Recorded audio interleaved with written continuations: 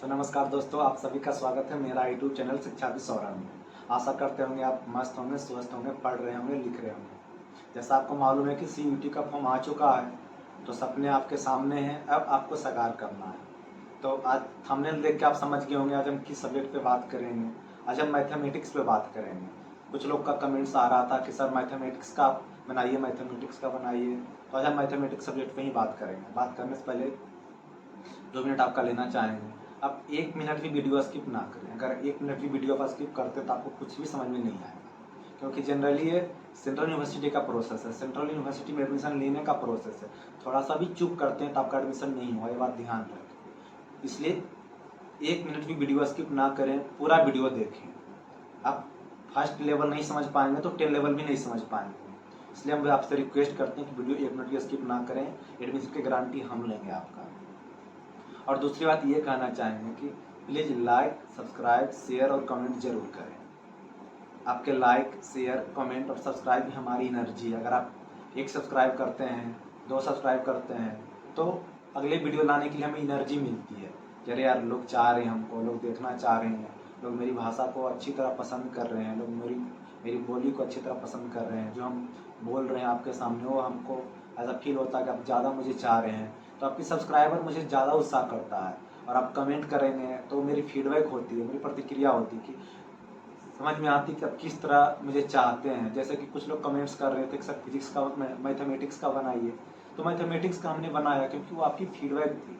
तो आप जब तक कमेंट्स नहीं करेंगे तो मुझे पता कैसे चलेगी।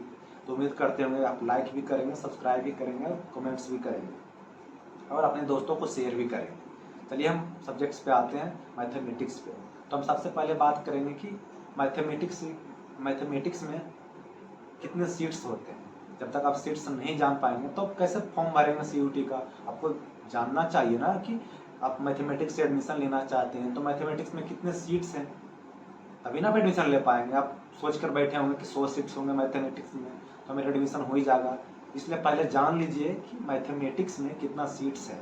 तो जनरली आप जब फॉर्म भरेंगे तो वहाँ पे आपको दिखाएगा इंटीग्रेटेड PG, मतलब इंटीग्रेटेड मतलब BA और MA साथ, यानी UG PG साथ में ही आपका हो जाएगा। इंटीग्रेटेड का मतलब इतना ही होता है। तो आप जब भी फॉर्म भरेंगे या रजिस्ट्रेशन करेंगे यूनिवर्सिटी का तो आपको दिखाएगा इंटीग्रेटेड PG, यानी BA MA साथ आपका हो जाएगा। तो वहाँ पे आपको क्या दिखाएगा, मैथमेटिकल साइंस, मैथमेटिक्स साइंस। तो मैथमेटिक्स साइंस से आप घबरा ना जाएंगे। मैथमेटिक्स साइंस क्यों दिखा रहा है, इसका मतलब क्या होता है। इसका मतलब कुछ नहीं होता, इसका मतलब सीधा मैथमेटिक्स ही होता है। तो फॉर्म भरने वक्त घबराए नहीं, उसका अर्थ मैथमेटिक्स ही होता है। उसने लिख दिया मैथमेटिकल साइंस क्योंकि आपको UG में और भी सारे सब्जेक्ट पढ़ने होते हैं ना, केमिस्ट्री पढ़ने होते हैं, फिजिक्स पढ़ने होते हैं, इसलिए आपको लिख दिया मैथमेटिकल साइंस। केमिस्ट्री वाले को भी लिखता केमिकल साइंस, तो उनको भी और सारे सब्जेक्ट पढ़ने होते हैं, इसलिए घबराए नहीं। हम पहले बात कर लेते हैं मैथमेटिक्स में कितने सीट्स हैं। तो मैथमेटिक्स में टोटल 20 सीट्स है। टोटल 20 सीट है मैथमेटिक्स में, जिसमें जनरल का 9 सीट है, OBC का 5 सीट है, SC का 3 सीट है, ST का 1 सीट है और EWS का 2 सीट है। टोटल 20 सीट है और एक PH का सीट है। PH मतलब 20 और 1 जोड़ देंगे तो एक्स्ट्रा हो जाएगा। PH मतलब जो विकलांग के रूप में होते हैं, जिनको कुछ समस्या होती है, उनके लिए 1 सीट रिजर्व है। वो 20 + 1 हो जाएगा। तो विकलांग वाले ये ना सोचें, जो बेचारे किसी तरह से ग्रसित हैं, वो ना सोचे कि मुझे 20 में ही लड़ना पड़ेगा। आपके लिए अलग से रिजर्व है, आप टेंशन ना लें, आपके लिए 1 ही सीट हो जाएगा। उनके लिए 1 सीट रिजर्व है। टोटल सीट 20 है। जनरल का 9, OBC का 5, SC का 3, ST का 1, EWS का 2 और एक PH के लिए तो है ही। टोटल 20 सीट है, एक एक्स्ट्रा सीट है PH के लिए। तो उम्मीद करते हैं आप सीट समझ गए होंगे। उस पर हम फुल इंफॉर्मेशन के साथ बात करते हैं। इसका मतलब क्या होता है, सबका सीट बांटा क्यों ही। जनरली 20 सीट है तो हमारे माइंड में आता है ना कि सीट इन्होंने बांट क्यों दिया। इसका मतलब क्या होता है, इसका मतलब ये होता है कि जो जनरल का सीट 9 सीट है जनरल का, उसमें सभी कैटेगरी के लोग फाइट करें, मतलब उसमें सभी कैटेगरी के लोग एडमिशन ले सकते हैं। जनरल का मतलब सामान्य होता है, तो उसमें OBC वाले, SC वाले, ST वाले, EWS वाले स्टूडेंट्स भी एडमिशन ले सकेंगे। लेकिन जो जनरल वाले स्टूडेंट होंगे वो EWS, OBC, ST, SC में एडमिशन नहीं ले पाएंगे। इसका मतलब यही होता है। तो किसी का मन में ख्याल आता क्या ओबीसी का बच्चा है, उसका 5 सीट है, तो क्या वो सिर्फ 5 सीट पे एडमिशन ले पाएंगे? क्या एससी का 3 सीट है रिजर्व, तो क्या 3 सीट पे एडमिशन ले पाएंगे? ईडब्ल्यूएस का 2 सीट है, तो क्या 2 सीट पे एडमिशन ले पाएंगे? एसटी का 1 सीट है, तो क्या 1 सीट पे एडमिशन ले पाएंगे? ऐसा नहीं। इसका मतलब ये है कि जनरल में जिसका ज़्यादा नंबर रहेगा उसका एडमिशन होगा। जैसे कि हम मान के चलते हैं कि 5 ओबीसी का सीट है, तो 5 ओबीसी का बच्चा जो है वो जनरल से एडमिशन ले लेता है क्योंकि उसका ज़्यादा नंबर है, सबसे ज़्यादा नंबर। तो 5 सीट ओबीसी का ये खाली हो जाएगा क्योंकि 5 सीट वाले जो बच्चे हैं वो जनरल से एडमिशन ले लिए हैं क्योंकि उनका ज़्यादा नंबर है। तो जो 5 सीट यहाँ खाली हो गया वो ओबीसी वाले बच्चे यहाँ भरेंगे, ना कि जनरल वाले बच्चे भर जाएंगे। समझ रहे ना मेरी बात? वैसा ही भी किसी और कैटेगरी में, एससी कैटेगरी में 3 सीट है, तो अगर तीनों बच्चा का नंबर हाईएस्ट नंबर आता, मतलब टॉप 9 में आ जाता, जनरल वाले सीट में आ जाता है, तो उनका एडमिशन जनरल सीट से हो जाएगा और एससी वाला सीट खाली रह जाएंगे। तो जो सीट खाली होंगे एससी से, उनमें एससी का बच्चा ही भरेगा। और ऐसे एसटी वाले भी 10 टॉप 9 में आ जाते हैं। जनरल का 9 सीट है तो टॉप 9 में आ जाते हैं। एसटी का एक बच्चा तो 1 सीट खाली हो जाएगा, एसटी का दूसरा बच्चा का एडमिशन हो जाएगा। कहने का मतलब यही हुआ कि जनरल में सभी लोग फाइट करें, जिनका ज़्यादा नंबर रहेगा टॉप 9 में उनका एडमिशन होगा, और बाकी रिजर्व कैटेगरी तो उनका अपना है ही है, उनमें उनका एडमिशन होगा। तो समझ गए होंगे मेरी बातों को। और एक बात आपसे और कहना चाहेंगे कि अगर लिस्ट में आपका नाम है तो कृपया आप आना ना भूलें। आप आए। मैं सभी विद्यार्थियों को ये बोलता हूँ कि अगर आपका लिस्ट में नाम आ जाए तो आप आना ना भूलें। आपका एडमिशन 80-90% होने की पूरी संभावना है, मैं आपको बताता हूँ। क्योंकि आप अगर टोटल 20 सीट है, अगर आपका 21 रैंक आ जाता तो आप नहीं आ पाएंगे। सोचेंगे यार 20 सीट है, 21 रैंक वाले हम क्यों जाएं, मेरा एडमिशन तो ऐसे भी नहीं होना, हम पैसा क्यों खर्च करें, जाकर टाइम क्यों बर्बाद करें। ये आपकी गलत फहमी है, आपके पास समझ नहीं, आप बच्चे हैं। हम आपको बताते हैं अगर आपका लिस्ट में कहीं भी नाम आता तो आपको आना चाहिए। खासकर जो अमीर बच्चे हैं उनको तो कोई समस्या ही नहीं आने का, पैसा उसा का, वो तो घूमने के व्यू से भी आ सकते हैं, तो उनका बात हटा। तो गरीब बच्चे हैं, बाबू आप आइए, ज़्यादा पैसा नहीं लगता, आप जनरल ट्रेन से भी आ सकते हैं। 400 रुपये लगते हैं, 500 रुपये, 450 रुपये ट्रेन लगते हैं जनरली। बिहार से, यूपी से कुछ कम भी लगते होंगे, झारखंड से भी उतना ही लगता है, 450 का आसपास। तो कुछ पैसा नहीं है। अगर आप यहाँ आ जाते हैं, आपका एडमिशन हो जाता है, आपकी खुशी यहाँ से यहाँ चला जाएगा। आप समझिए नहीं मेरी बातों को। क्योंकि अगर आप नहीं आएंगे तो आपका एडमिशन ही नहीं हो पाए। अगर आएंगे तो दोनों संभावना, एडमिशन भी हो सकता, नहीं भी हो सकता, लेकिन पूरी संभावना का आपका एडमिशन हो जाएगा। जैसे कि कोई बच्चा 20 सीट है, किसी बच्चा के 21 रैंक है तो नहीं आना चाहता कि मेरा एडमिशन नहीं हो पाएगा। जैसे कि अब 20 सीट है तो जरूरी नहीं है कि 20 सीट वाले 20 सीट में जितने भी टॉप 20 में जिसका भी नाम है वो यहाँ ही एडमिशन लेंगे, एससी में ही एडमिशन लेंगे। ऐसा तो हो नहीं सकता। कुछ बच्चे 5 बच्चे बीएचयू में एडमिशन ले लिए होंगे, 5 बच्चे डी में एडमिशन ले लिए होंगे, 5 बच्चे कहीं और ले लिए होंगे, तो पूरी सीट खाली हो जाती है ना। रजिस्ट्रेशन तो सब लोग सभी में कर देते हैं, तो सब में थोड़ी चले जाते हैं, ऐसा नहीं है। रजिस्ट्रेशन जनरली बच्चे कम से कम 5-6 यूनिवर्सिटी में तो करते ही करते हैं, जाते किसी एक में ही है। तो ये भ्रम ना पालें कि मेरा एडमिशन नहीं हो पाएगा। जनरली एसयू में तो ऐसा ही होता है, क्योंकि जनरली नॉर्थ के बच्चे पूरा रजिस्ट्रेशन कर देते हैं, आते एक ही बच्चे नहीं है, तो एडमिशन किसका हो जाता है, साउथ के बच्चे का, जिनका लिस्ट में सबसे निचला पैदान पे नाम है। जैसे कि किसी लिस्ट में 75 स्टूडेंट का नाम है तो 75वां नंबर वाले स्टूडेंट का एडमिशन हो जाता है। इसमें गलती किसकी है? 21 रैंक वाले की गलती है, क्योंकि वो आया नहीं ये सोचकर कि टोटल सीट 20 है, मेरा 21 रैंक है तो हम नहीं जाएंगे।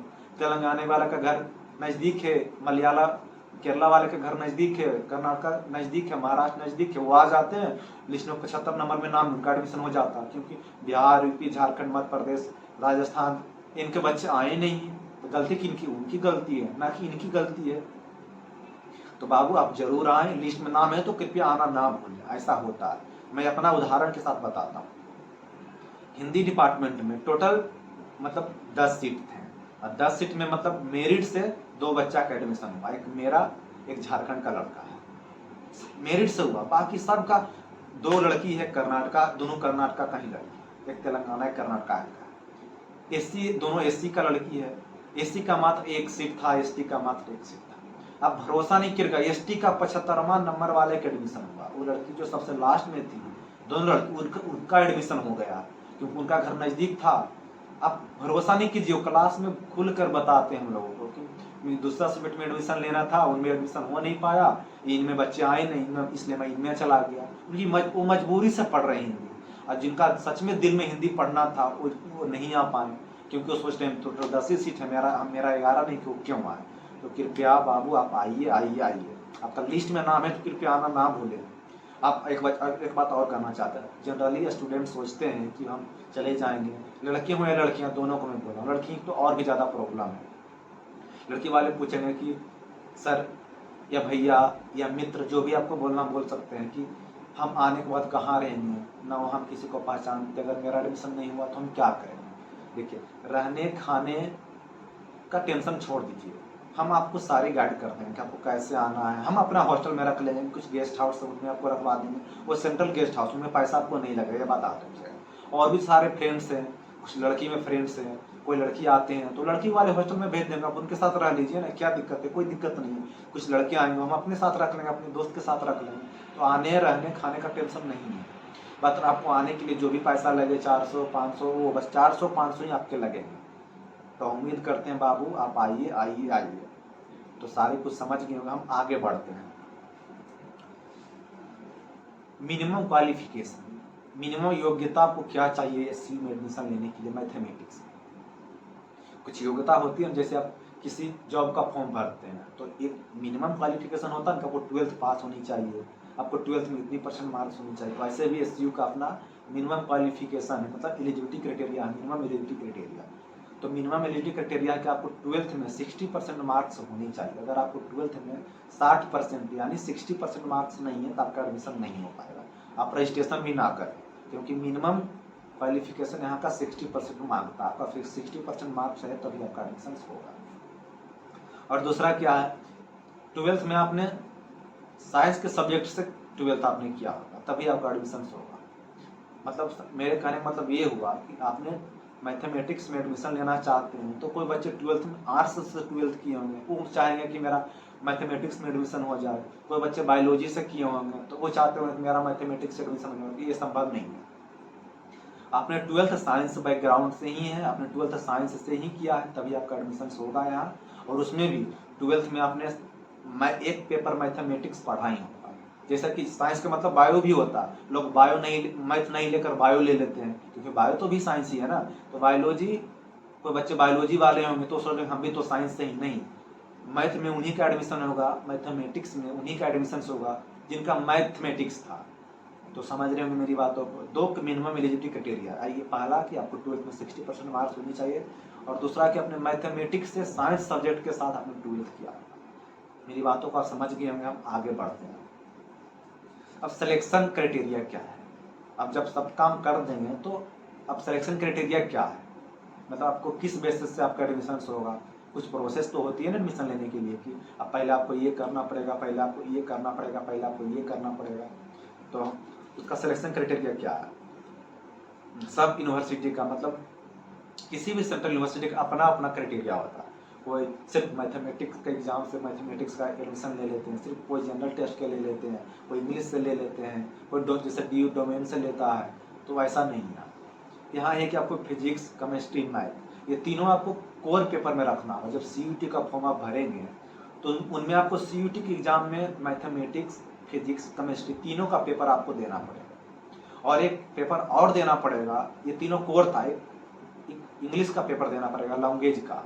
लैंग्वेज आपका चेक करते हैं ना, क्योंकि यहाँ आएंगे आपको तो बोलने में आपको समस्या होती है, क्योंकि साउथ के बच्चे भी होते हैं, नॉर्थ के बच्चे भी होते हैं, दोनों कैसे बोल पाएंगे बाबू।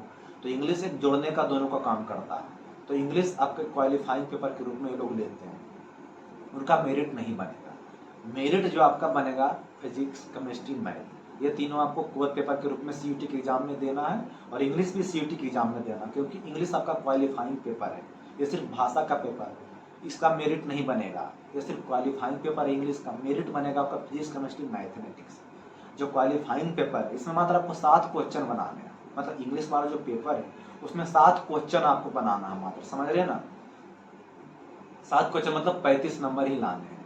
हो सकते हैं पिछले वाले बता रहे हैं, हो सकता है आगे बढ़ भी सकते हैं, घट भी सकते हैं, लेकिन ये क्वालिफाइंग पेपर है। तो टेंशन नहीं ले इंग्लिश के बारे में, आप मैथ, फिजिक्स, केमिस्ट्री पे ही ध्यान दें, क्योंकि 7 क्वेश्चन तो ऐसे भी बना लेंगे ना, 50 क्वेश्चन में आपको 7 बनाने, समझ रहे ना। जैसे कि आप फिजिक्स, मैथमेटिक्स, केमिस्ट्री में 50 क्वेश्चन में आपको 40 बनाने हैं, मतलब 10 क्वेश्चन आपको एक्स्ट्रा मिल रहा है, तो 10 क्वेश्चन इंग्लिश में भी तो एक्स्ट्रा मिलेंगे ना आपको।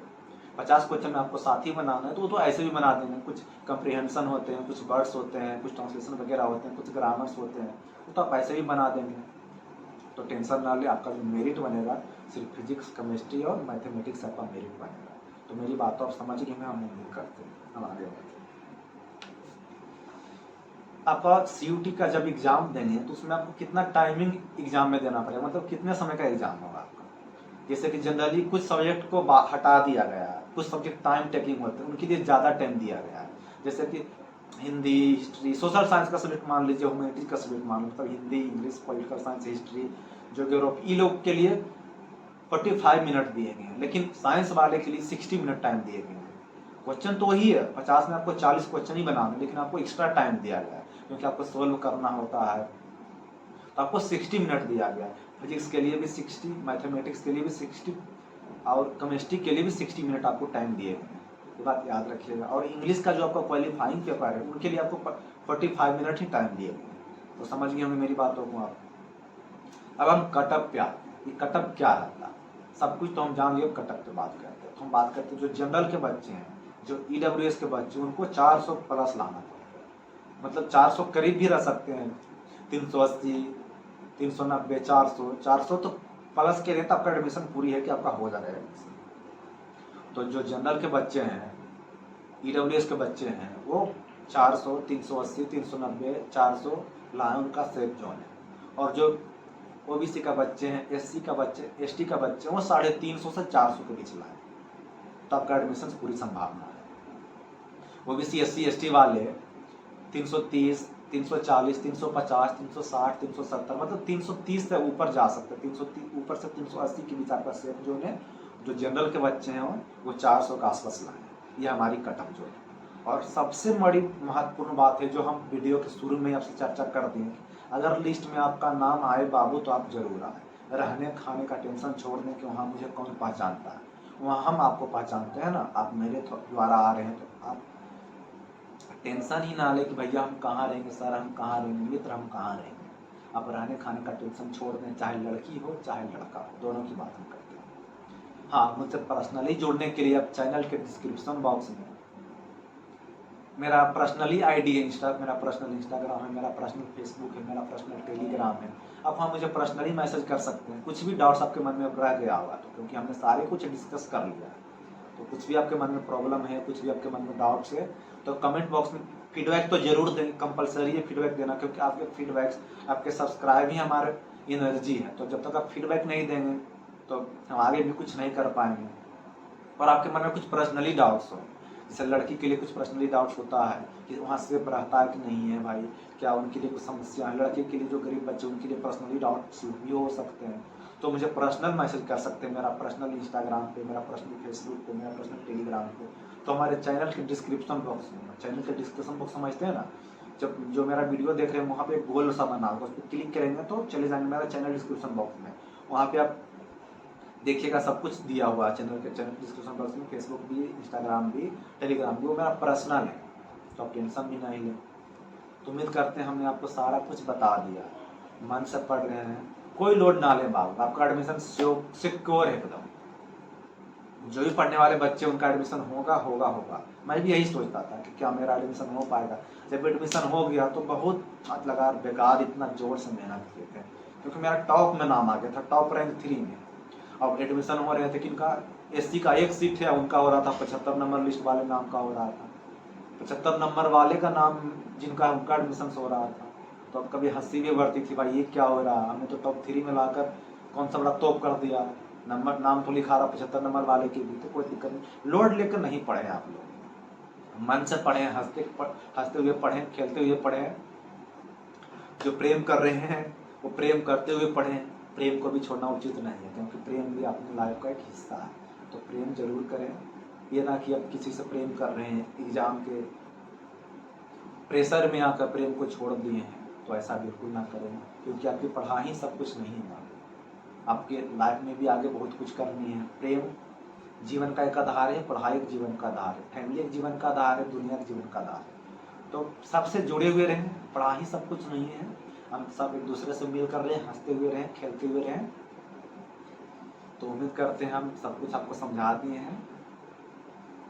अगले वीडियो में फिर नए टॉपिक के साथ आपसे मिलेंगे। जो भी आप फीडबैक हमको देंगे कि ये हमको समझ में नहीं आ रहा, इस पर कमेंट्स कीजिए। और हाँ, एक बात तो छूट गई, डॉक्यूमेंट्स के लिए, कि डॉक्यूमेंट्स के लिए आप नहीं घबराएं कि डॉक्यूमेंट्स हमारे पास नहीं है, कौन कौन सा डॉक्यूमेंट्स हमें लगेगा एडमिशन के टाइम, वो हमारे पास नहीं है तो हम अभी कहाँ से लाएं। तो डॉक्यूमेंट्स के लिए बिल्कुल भी टेंशन ना लें। HCU आपको डॉक्यूमेंट्स के लिए एक टाइम देता है। जैसे आप जुलाई में एडमिशन लेंगे तो आपको दिसंबर तक आपको डॉक्यूमेंट सबमिट करने का टाइम देगा। तो अगर आपके पास TC नहीं है, आपके पास माइग्रेशन नहीं है, आपके पास OBC सर्टिफिकेट नहीं है, OBC सर्टिफिकेट आपका सेंट्रल लेवल का होना चाहिए, क्योंकि आपने एडमिशन कहाँ ले रहे हैं, सेंट्रल यूनिवर्सिटी में एडमिशन ले रहे हैं। तो आपका ब्लॉक लेवल का नहीं होना चाहिए, सेंट्रल लेवल का आपका OBC होना चाहिए।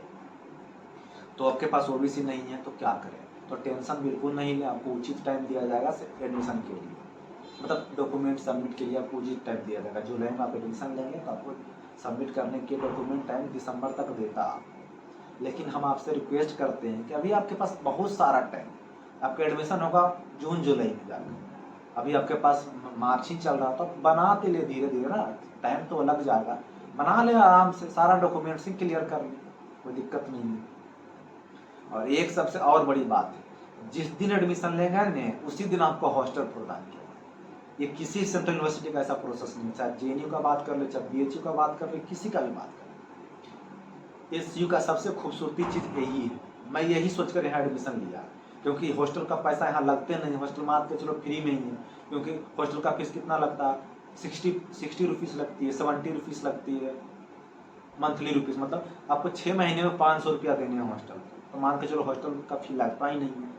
तो सबसे खूबसूरती चीज़ यही है कि जिस दिन आपका एडमिशन होगा उसी दिन आपको हॉस्टल भी दे दिया जाएगा, उसी दिन आपको रूम नंबर दे दिया जाएगा, उसी में लिख कर एडमिशन स्लिप आपको जो देंगे उसी में लिख दिया जाएगा कि आपका रूम नंबर इतना मिला है। तो सबसे खूबसूरती चीज़ यही है, इससे बढ़िया कुछ नहीं है। इसके आगे हम आपसे क्या कहें। तब तक के लिए धन्यवाद, फिर मिलेंगे अगले नए टॉपिक के साथ। मस्त रहें, स्वस्थ रहें, धन्यवाद।